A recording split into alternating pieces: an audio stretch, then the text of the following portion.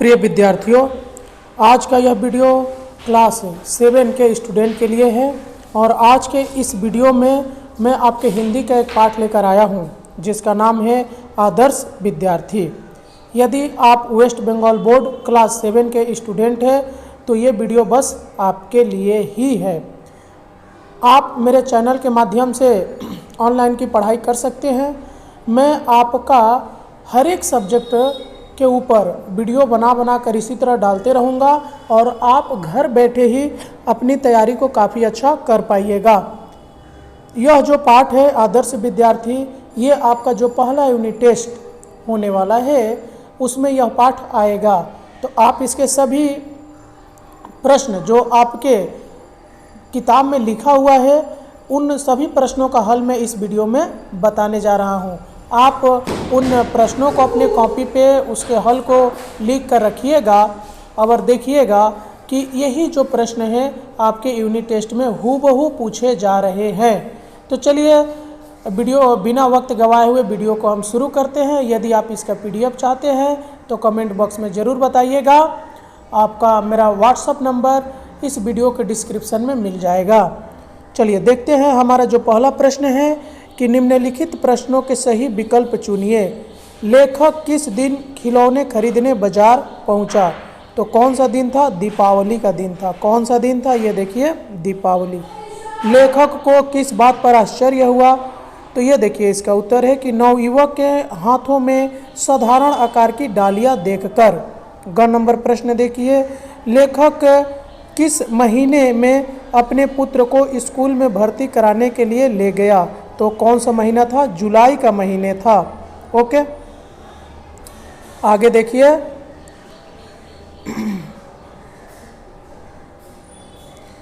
ये घ नंबर, नवयुवक कितने रुपए मासिक पर अध्यापक का पद प्राप्त किया? तो 100 रुपये। आदर्श विद्यार्थी किस प्रकार की कहानी है? तो यह एक पौराणिक कहानी है।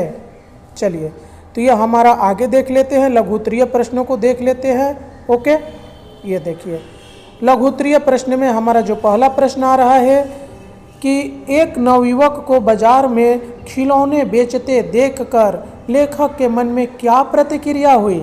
तो देखिए इसका उत्तर कि नवयुवक को बाजार में खिलौने बेचते देखकर लेखक के मन में यह विचार आया कि जिस बाजार में खिलौने की बड़ी बड़ी दुकानें मौजूद है वहाँ यह नवयुवक एक साधारण डालिया में 15-20 खिलौने लेकर बेचने निकला है। उस नवयुवक के इस साहस को देखकर लेखक को आश्चर्य हुआ।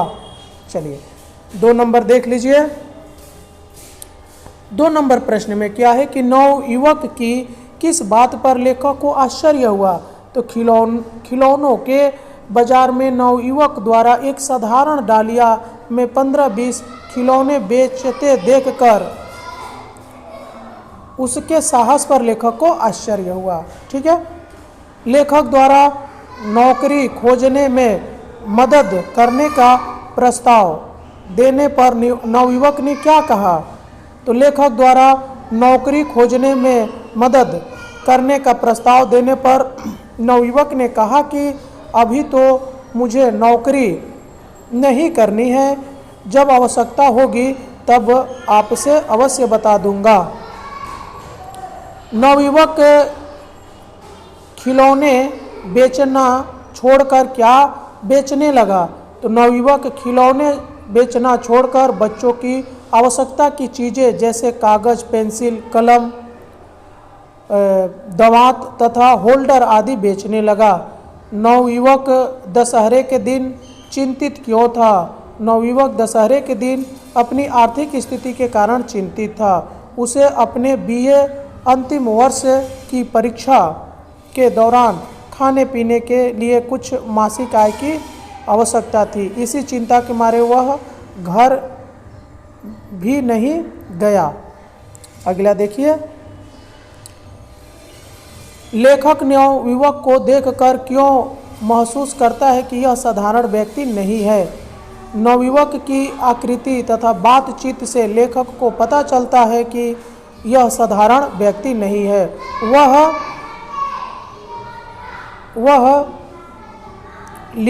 लिखा तथा शक्ल सूरत से अच्छे खानदान का जान पड़ता है। किसी असाधारण विपत्ति में पड़ने से इसे इस व्यवसाय करना पड़ा है। नवयुवक ने लेखक को जो राम कहानी सुनाई उसे अपने शब्दों में लिखिए। तो इस प्रश्न का उत्तर कहानी का सारांश पढ़ने से ही पता चल जाएगा। अगर आप अपने पुस्तक से इस कहानी को पढ़ लीजिएगा तो आपको पता चल जाएगा। आदर्श विद्यार्थी के किन्हीं 2 चारित्रिक गुणों का उल्लेख कीजिए। सबसे इम्पोर्टेंट क्वेश्चन है, ध्यान दीजिएगा। आदर्श विद्यार्थी में अद्भुत साहस तथा धैर्य था। पिता की मृत्यु किसी नवयुवक के जीवन में सब दुखद एवं चिंता कारक स्थिति होती है। नवयुवक के परिवार के एकमात्र सहारे की मृत्यु हो जाने पर भी वह धैर्य नहीं छोड़ता है। वह धैर्य पूर्वक अपने खाने पीने के लिए खिलौने बेचने का धंधा करने लगता है। ईमानदारी से धनोपार्जन करने को वह बुरा नहीं मानता। वह परिश्रमी तथा लक्ष्य प्राप्ति के लिए अडिग रहने वाला एक साहसी युवक है। परिश्रम, धैर्य, साहस एवं लगन से वह अपने लक्ष्य सिद्धि में सफल हो जाता है। वस्तुतः अपने सद्गुणों के कारण ही वह एक आदर्श विद्यार्थी से एक आदर्श अध्यापक बन जाता है। आदर्श विद्यार्थी कहानी के उद्देश्य को स्पष्ट कीजिए। तो आदर्श विद्यार्थी कहानी में लेखक ने यह स्पष्ट किया है कि जीवन में धैर्य, परिश्रम, साहस तथा लगन कोई भी व्यक्ति अपने किसी भी लक्ष्य को प्राप्त कर सकता है। एक नवयुवक के माध्यम से लेखक ने इसे सिद्ध किया है कि पिता की मृत्यु हो जाने पर एवं आय के साधन समाप्त हो जाने पर भी वह निराश नहीं होता, तब भी साहस नहीं छोड़ता। वह खिलौना बेचकर कुछ रुपए अर्जित कर अपने लक्ष्य पर पहुंच जाता है। बीए पास कर अध्यापक का पद पा लेता है। इस प्रकार लेखक ने यह संदेश दिया है कि ईमानदारी से धनोपार्जन में उसे शर्म नहीं है। यदि धैर्य तथा लगन हो तो व्यक्ति किसी भी मुसीबत को पार कर लक्ष्य पर पहुंचता है। यह बताना लेखक का उद्देश्य है। चलिए आप कुछ लाइनिंग प्रश्न को देखते हैं। मैंने सोचा यह बड़ा विचित्र आदमी है, किसके विषय में सोचा है? तो लेखक ने नवयुवक के विषय में सोचा है। वक्ता को सांकेतिक व्यक्ति विचित्र क्यों प्रतीत हुआ है? लेखक ने नवयुवक की आर्थिक दशा को सुधारने के लिए नौकरी करने का प्रस्ताव रखा। उससे लेखक ने यह भी कहा कि यदि उसे नौकरी मिलने में कठिनाई हो तो वे उसके विषय में चेष्टा कर सकते हैं, पर नवयुवक ने कहा कि अभी उसे नौकरी नहीं करनी, जब आवश्यकता होगी तब उनसे अवश्य कहेगा। लेखक ने सोचा कि नौकरी नहीं करना चाहता, इस खिलौने से इसे क्या मिलता होगा। इसी कारण लेखक को वह नवयुवक विचित्र प्रतीत हुआ, इसीलिए मुझे चिंता हुई। यह पंक्ति किस पाठ से उद्धृत है? इसके लेखक का नाम लिखिए। यह पंक्ति आदर्श विद्यार्थी नामक पाठ से उद्धृत है। इसके लेखक का नाम श्री विश्वंभर नाथ शर्मा कौशिक है, यानी इनका यह संक्षिप्त नाम है। वक्ता को किस लिए चिंता हुई है? तो वक्ता नवयुवक ने सोचा कि वह बीए अवश्य पास करेगा, चाहे इसके लिए उसे भीख भी क्यों न मांगनी पड़े। उसने चेष्टा करके अपनी फीस माफ़ करवा ली, परंतु खाने पीने के लिए कुछ मासिक आय की आवश्यकता थी, इसलिए वक्ता को चिंता हुई। भाई, ईमानदारी से पैसा कमाने में कुछ शर्म नहीं है, यह किसने किससे कहा है? तो यह नवयुवक ने कॉलेज के कुछ लड़कों से कहा है। इस पंक्ति का आशय स्पष्ट कीजिए। इस पंक्ति में नवयुवक द्वारा स्पष्ट किया गया है कि पैसा कमाने के लिए ईमानदारी से जो काम किया जाता है उसमें लज्जा की कोई बात नहीं है। ईमानदारी तथा परिश्रम से किया गया कोई काम बुरा नहीं होता। कोई भी काम करने से कोई छोटा नहीं हो जाता। खिलौने बेचकर अपना मासिक खर्च चलाने न में बुरी और न कोई शर्म की ही बात है। यह कदम तो प्रशंसनीय है। अब चलिए भाषा बोध देखिए, कुछ व्याकरण के प्रश्न को देखिए। निम्नलिखित शब्दों से उपसर्ग एवं मूल शब्द पृथक कीजिए, माने अलग कीजिए। असाधारण, तो आप अगर उपसर्ग के बारे में बता दूं तो उपसर्ग वह शब्दांश होता है जो किसी शब्द के पहले लगकर उसके अर्थ को बदल देता है। जैसे यहाँ पर आप देख रहे हैं लिखा हुआ है साधारण। क्या लिखा हुआ है? साधारण, सॉरी असाधारण। तो यदि हम असाधारण में असाधारण ये जो अशब्द जोड़ दिया गया है तो ये क्या बन गया? असाधारण।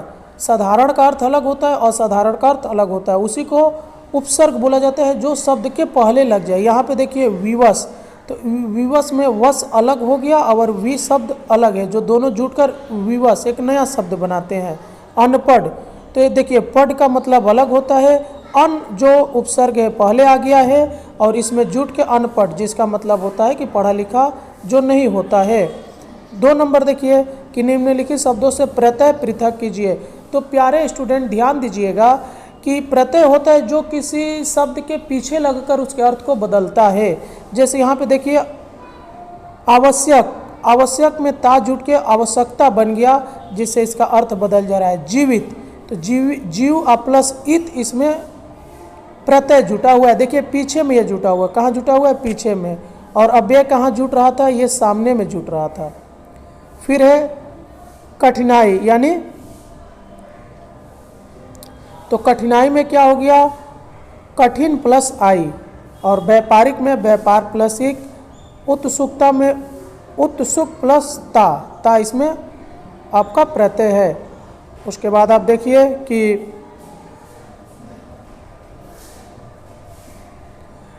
निम्नलिखित शब्दों के विलोम शब्द लिखिए। अधीर का क्या होता है? धीर। नित्य का अनित्य। अशिक्षित का शिक्षित। जीवन का मृत्यु। आगे देखिए निम्नलिखित शब्दों का प्रयोग अवाक्यों में कीजिए। धंधा, हर व्यक्ति को अपनी जीविका के लिए कोई ना कोई धंधा करना चाहिए।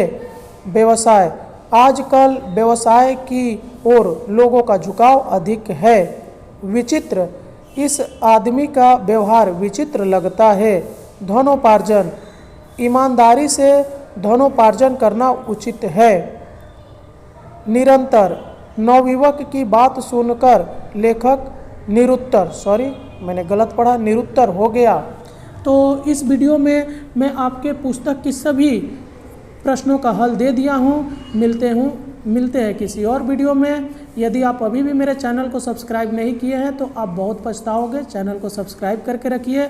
मैं आपको ऑनलाइन के माध्यम से सारे सब्जेक्ट का वीडियो धीरे धीरे अपलोड कर दूंगा। आपको इससे काफ़ी हेल्प मिलेगा। चलिए मिलते हैं किसी और वीडियो में, तब तक के लिए जय हिंद।